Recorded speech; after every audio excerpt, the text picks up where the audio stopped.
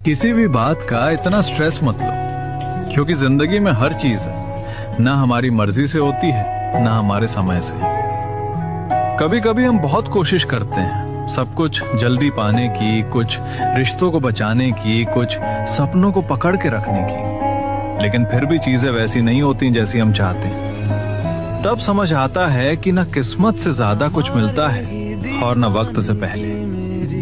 जो तुम्हारा है वो तुम्हें ढूंढते हुए भी तुम्हारे पास आ जाएगा, और जो तुम्हारा नहीं है उसे कितना भी रोक लो, एक दिन वो दूर चला ही जाएगा। इसलिए हर बात पे परेशान होना छोड़ दो, थोड़ा सब्र रखो।